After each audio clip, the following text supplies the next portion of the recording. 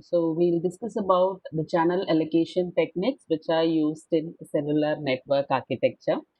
So the basic idea of a cellular architecture is to divide the whole region into multiple cells.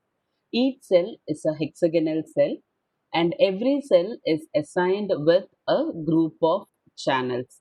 So this channel is nothing but the frequency bands which is being allocated by the service provider. So every channel will be assigned with a band of frequencies given by the service provider. So here, if suppose the number of users in a particular area is stationary and the traffic distribution is uniform in all the cells, then the same number of channels can be allocated to all the cells. So if suppose I have 5 cells and each cell is being allocated 100 channels. So that will be fine if suppose the users are the same in all the cell area. The users are stationary, there is no mobility, and the traffic in the area is also the same. But this is not in practice. In reality, the number of people who use their frequency will be different from one cell to other cell. So as I said, people who live in cities are very high and the usage of the mobile phones is very high compared to the number of users in the remote areas like villages. So all the cells do not have equal number of users and the same traffic every time. So that's not possible. Hence, the channel allocation technique have to be dynamic, right? You can't allocate 100 channels to every cell. So that is a static allocation that cannot be done. The channel allocation has to be dynamic because in every cell, the traffic is different, the number of users vary, and there are movement of the users in from cell to cell. So, taking all this into consideration, people thought that a static allocation of the channels in a particular cell is not of that much use. So, it will waste a huge amount of spectrum or huge amount of bandwidth. So, what they thought is that you can design some methods to dynamically allocate the channels to the cell based upon the traffic at a given time. So, here you allocate the number of channels based upon a traffic. So if suppose cell A has a more number of users, then I can allocate 150 channels to cell A. If cell B is a very remote village wherein the number of users is very less, I can allocate 50 channels to that. In cell C, if the number of users are moderate, I can allocate 100 channels. So the basic concept here is that the channels are being allocated dynamically. The number of channels to a cell is allocated dynamically based upon the traffic load, right? So at a time, whenever at peak times, if suppose there is heavy load, then more number of channels will be allocated. At late evenings or during weekends, if the load is low, then you can allocate some 60% of the channels, some 60 channels I can allocate to a particular cell. So the channel allocation technique will allocate the channels to the cells dynamically based upon the traffic load at a given period of time. So whenever these channels are allocated, the user satisfaction is being defined by the probability of call blockage. So probability of call blockage is a measure which will determine the satisfaction of the user. So if suppose you want to connect to a particular person, you make a call, a channel has to be available and your call will be forwarded only via that particular channel. So if the call is successful, then the probability of call blockage is zero and the user will be happy because he's been connected via the network. So similarly, this probability of call blockage is an user satisfaction metric and it again depends upon the number of available channels and the traffic load. So if suppose the number of available channels is less and the traffic load is very high, then we'll get this network busy error such that the users will not be able to connect to the other person. The user's call will not be successful. So at that time, the probability of call blockage will be more, right? So probability of call blockage is nothing but whenever you want to connect to a particular person, whenever you want to make a call, the call has to be connected successfully, right? The call has to be connected successfully. So when the call will be connected, only if a channel is available, only if a frequency spectrum is available. Ma'am Yeah, Dileep இப்போ லாகின்ல wait பண்றானா ma'am allow பண்ண கொடுத்துட்டேம்மா, சொல்லுங்க. கொடுத்துட்டேம்மா. Okay okay. So the call will be successful only if the frequency is available. So உங்களுக்கான frequency available இருந்தா மட்டும்தான் the call will be connected. So this probability of call blockage should be very minimum. So as per the designer side, they say that the probability of call blockage should be only around 2%. So you should have the number of you should have the availability of the channels, and only when the channels are available, the call will be successfully connected. Okay. So if suppose there are 100 calls initiated in a particular time, the drop of the call should be only 2 calls. So that is 2%, right? So 100 calls ஒரு டைம்ல நம்ம initiate பண்ணோம் அப்படின்னா 98 calls should be successfully connected. Only 2% of the calls can be dropped. So that is your required probability of call blockage. So this is how the designers will have their idea, and with this only the design of the cellular network is being designed. So basically, the customers should be happy, and the customer satisfaction is a very important metric. Only then that particular service provider will have more number of customers. So whenever you make a call, if it says the network is busy, your call cannot be connected, then the user will not be happy, and automatically he will shift to some other service provider. So service provider believe that the probability of call blockage should be minimum, which is around only 2%, such that the customers will be happy, and they will continue with the same service provider.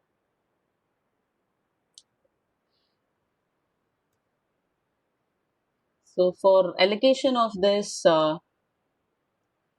channels to every cell dynamically, we have three main categories of channel allocation technique: the fixed channel allocation technique, dynamic channel allocation technique, and the combination of fixed and dynamic, which they call it to be the hybrid channel allocation technique.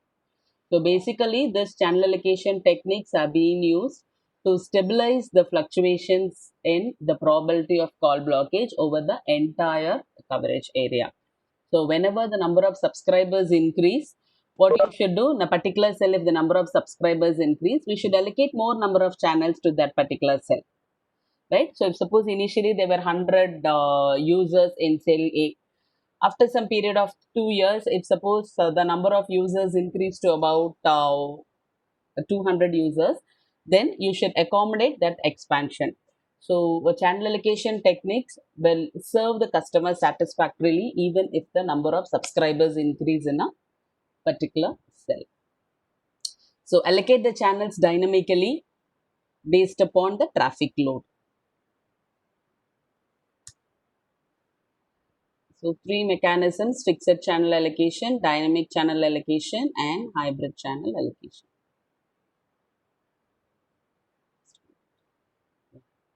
So this is the first method, a very straightforward and a very simple method, which is called a fixed channel allocation. So in fixed channel allocation, what you do is that you just divide the available bandwidth by the cluster size and find out how many radio channels can be allowed for a particular cell. Right? You just make a note of this. This formula will work out a simple problem. So fixed channel allocation is nothing but divide the available bandwidth or the available spectrum by the size of the cluster, and this will give you what are all the number of channels which you can allocate per cell. Okay.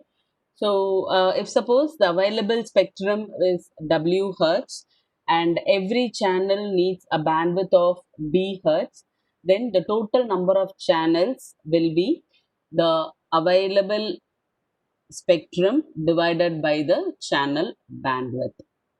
So the number of channels we usually calculate it as NC is the number of channels, which is nothing but the ratio of the available spectrum divided by the bandwidth required for each channel. Okay. Just take down. Calculate calculate the number of channels. Calculate the number of channels for a cell for a cell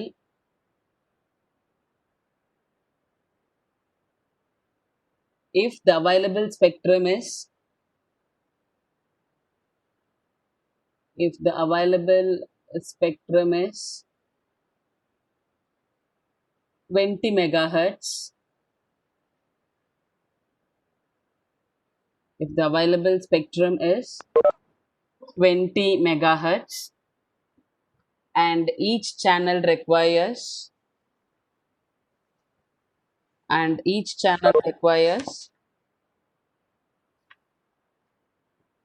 megahertz. A very simple problem, which you can see it by word itself.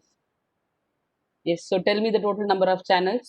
So the available bandwidth is 20 megahertz and every channel requires 5 megahertz. So how many channels you can accommodate in a cell?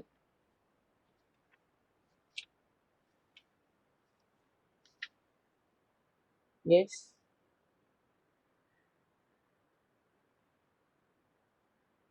Okay.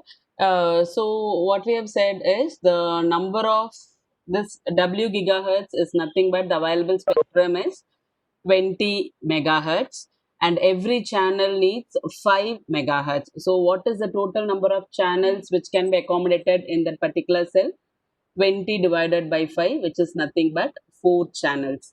So in a particular cell, you can have 4 channels dividing the available spectrum by the bandwidth required for each channel.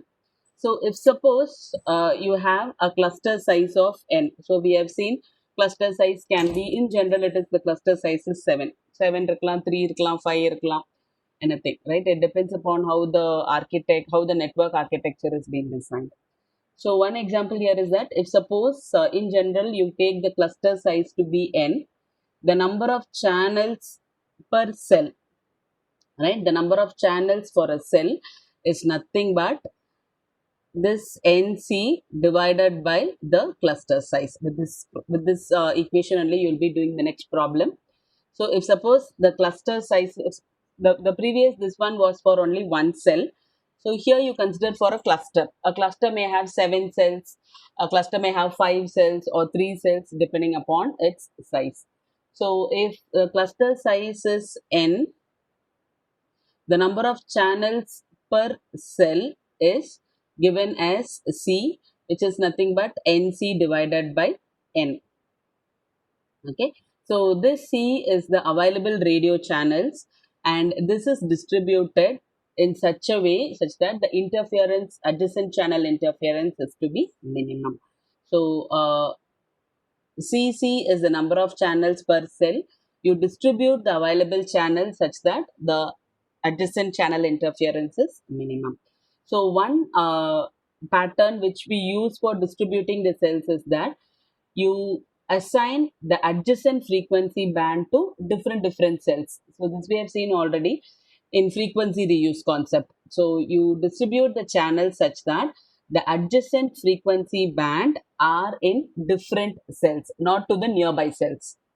Okay, so adjacent frequency band. So if 0 to 5 megahertz, if I assign to channel A, then 6 to 10 megahertz you assign to channel F. You don't assign to the nearby cells, you assign it to some cell which is a bit longer to that, right? So the adjacent frequency band are assigned to different cells, not to the co-channel cells. Okay, so with this, write down this particular equation. If the cluster size is n, the number of channels per cell is nothing but NC divided by n. So NC is the total number of available channels divided by the cluster size. So a simple example which will tell you how fixed channel allocation is done. Fixed channel allocation is nothing but dividing the available frequency into the channels and assigning it to the cells. அவ்வளவுதான். Just you divide and you assign it. So this is a fixed channel allocation. So in a GSM cellular architecture, you have 25 megahertz band allocated, pair of 25 megahertz band allocated to the forward channel and to the reverse channel. So a forward channel and reverse channel is nothing but from the user to the base station and from the base station to the recipient. Okay, wow. So you imagine as a triangle. So from the user, it has to go to the base station, and from the base station, it has to again reach the recipient from whom you are connected. So that is a pair of frequency 25 megahertz, uplink or 25 megahertz, downlink or 25 megahertz. So every radio carrier uses 200 kilohertz of bandwidth, and each carrier contains 8 time slots, which will support 8 users at a particular time. So this is the scenario which they have given, and from here the problem starts. So totally we have 125 carriers. 125 carriers. Carrier is nothing but the frequency, which is nothing but the channels which will be allocated. So, but in practice, only 124 carriers will be used. So, carrier, frequency, channel, everything is the same. So, you can number the channels as 1 to 124. Okay, va? So, there are totally 125 carrier channels, but in practice, you can use only till 124. So, you number the channels from as 1, 2, 3 till 124. Imagine that the cluster size is 4, right? So you have 4 clusters and you have 124 channels. How do you divide this in the fixed channel allocation strategy? So 124 by 4, right? So available channels is 124 and the cluster size is 4. So it is just a direct division. So in simple fixed channel allocation technique, you divide 124 by 4. So which means you will be having 4 cells. The frequencies which is allocated for the first cell is 1, 5, 10, 15, etc. So in intermediate 4 bitter nama. The second cell consists of the frequency 2, 6, 11. The third cell consists of the frequency 3, 7. And the fourth cell 4, 8, etc. Okay. So first cell first carrier, then second cell you will just allocate this for third cell and the fourth cell. Again, repetition. The fifth carrier will be allocated here. Sixth is for the second cell, 7 is for the third cell, and 8 is for the fourth cell. Again, 9, 10, 11, 12 will be allocated for the fourth cell, 13, 14, 15, 16. So you allocate the cell to you allocate the channels according to the number of cells in the cluster. Yeah, fine. So ஒண்ணுமே இல்லை, இது வந்துட்டு available channels 123 means 124 channels. You divide by 4. So the first channel is allocated to the first cell, second channel, third one, fourth one. Again, the fifth channel allocated to the first cell, 6, 7, 8. Ninth channel allocated to the first cell. So similarly, how many channels you will be getting? 124 by 4, 31 channels for each cell. Right? So 31, 31, 31, 31. ஒரு செல்லுக்கும் 31 channels இருக்கும். Okay, you have to understand this. It is very simple only. So this is like how we allocate in a round robin fashion. You can take like that, right? You allocate it in the round robin fashion. So the adjacent frequencies will not be allocated in the same cell, allocated to the different cells.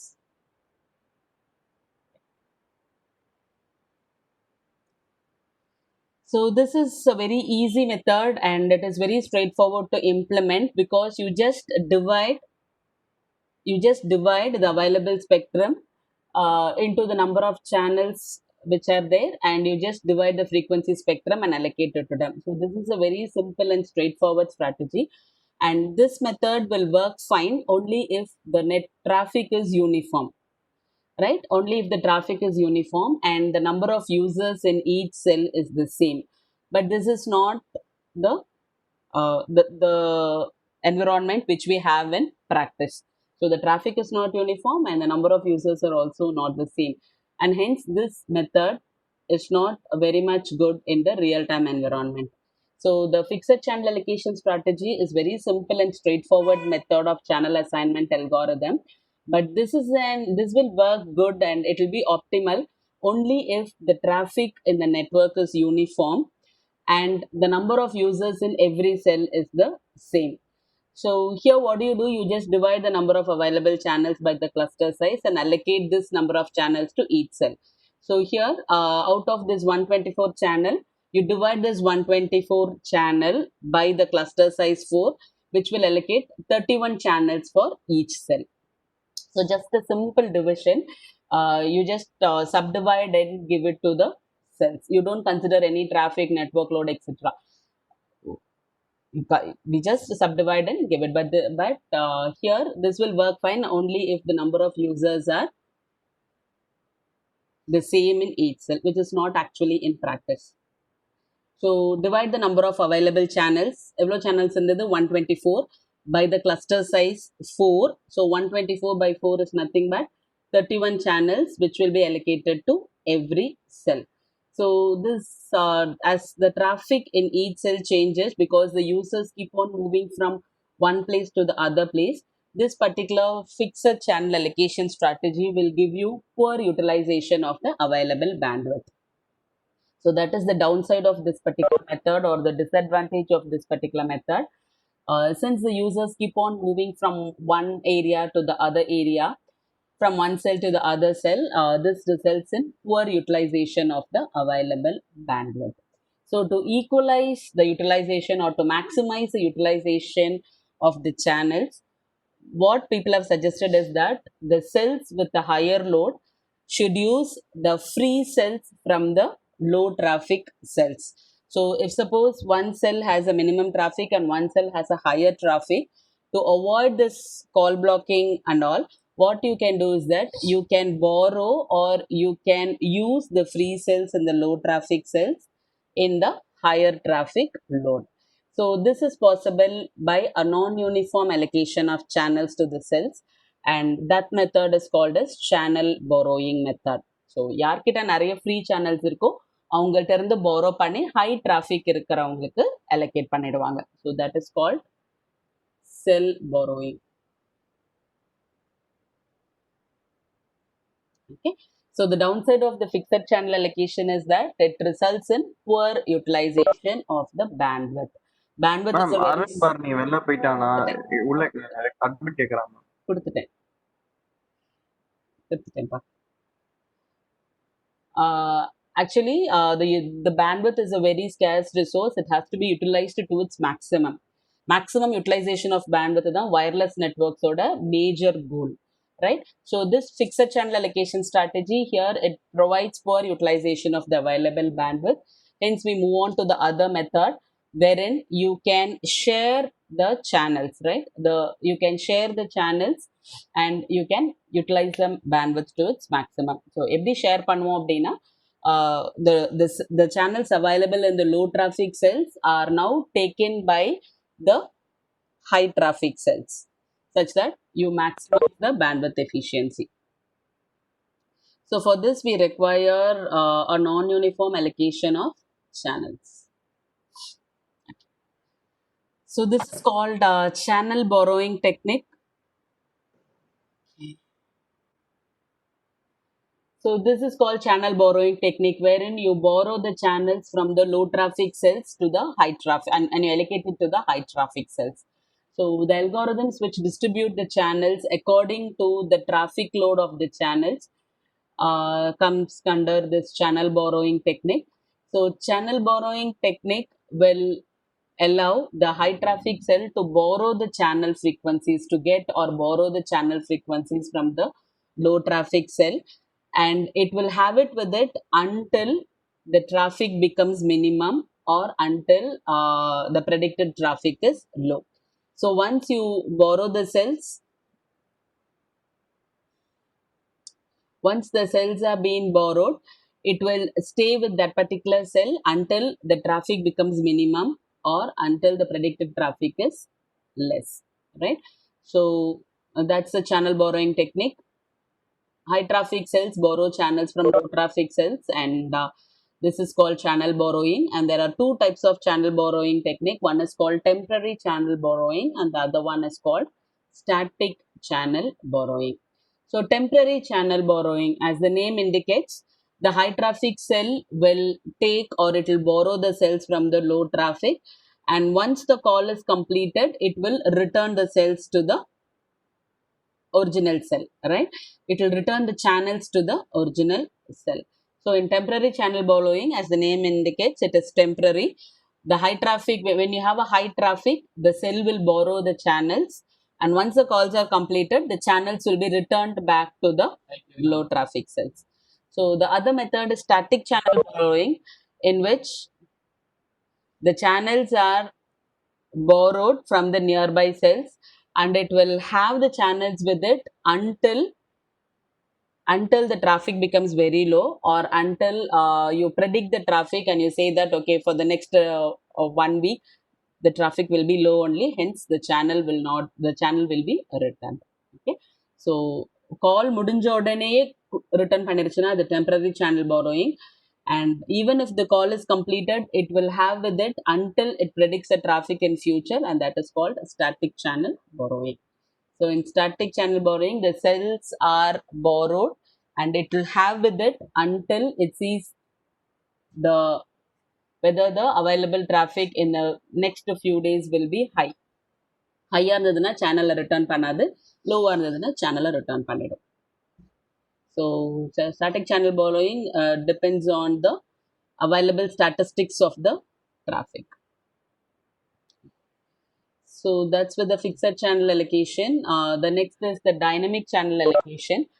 So in dynamic channel allocation, what do we do is that all the available channels are put in a pool. So like in a cloud, which we see, all the available capacity is put in a particular pool, and you take whosoever needs a computational capacity will take it from the cloud. So similarly, in dynamic channel allocation also, all the channels are placed in a pool, and whenever there is a new call, a channel is being assigned, and this assignment is based upon the signal to interference pattern of the cell. So you may have 100 channels in a pool, and whenever you have a call, you have to allocate a channel to a particular call. So that will be based upon the signal to interference pattern in a cell which is requesting the frequency, right? So once the call is terminated or once the call is completed, the channel will be returned back to the pool. So this technique works very well when there is temporal changes in the traffic load. This dynamic channel allocation technique will work well. But one disadvantage is that it is very complex and it cannot be used under high traffic load condition. So if suppose all the users are requesting the channel at the same time, if you have a very high traffic, then this dynamic channel allocation will not work well. If suppose there is minimum traffic, the channels can be taken from the pool and it can be later returned to the same pool. So one advantage of dynamic channel allocation is that it can adapt well to the change in the traffic load, but only under a low traffic or a minimum traffic load condition. So this method is complex and it is also inefficient if suppose you have a huge network traffic. So place all the channels in the pool and assign the channels based upon the signal to interference pattern. And once the call is completed, return the channel back to the pool. So this assigning channels based upon a particular request can be done using a cost function. So there are many choices which they have for assigning the channels, but the major policy is based upon the cost function only. The channels will be assigned to a particular cell. So define a cost function, and based upon the cost function, the appropriate channel or the frequency will be selected and it will be assigned to that particular cell. So this cost function will rank the available channels, and based upon the priority required, the channels will be allocated. So high priority channels will be required, will be allotted to the cells which have a high signal to interference pattern. So cost ஃபங்க்ஷனை base பண்ணி தான் நீங்கள் செல்லை allocate பண்ணுவீங்க.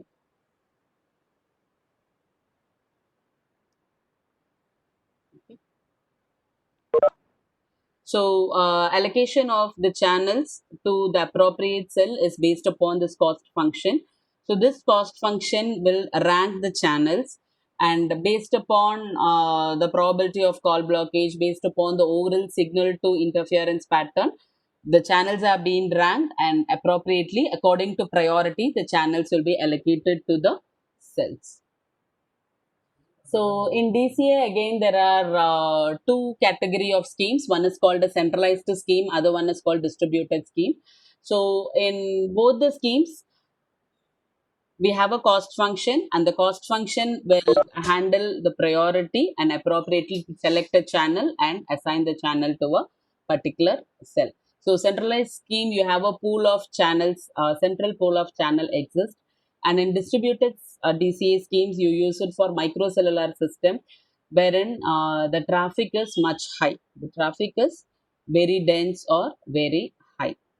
So we conclude that the distributed channel allocation method will work fine, and the bandwidth utilization is high only for lower traffic loads, and fixed channel allocation technique is better when you have a higher traffic load. So this is how you can summarize. So the fixed channel allocation is better when you have a high traffic, and dynamic channel allocation is better when you have a low traffic load. Okay. So summarizing this, so channel allocation is allocating the channels based upon the network traffic, based upon the traffic load at a given time. So in fixed channel allocation, you just divide the available spectrum by the cluster size and allocate it to the appropriate clusters, as we have seen in the example. In dynamic channel allocation, you put all the channels in a pool, and whenever there is a requirement, a channel is being allocated to a particular cell based upon the signal to interference pattern. So here you rank the channels based upon the cost function, and appropriately the channels are allocated based upon the priority.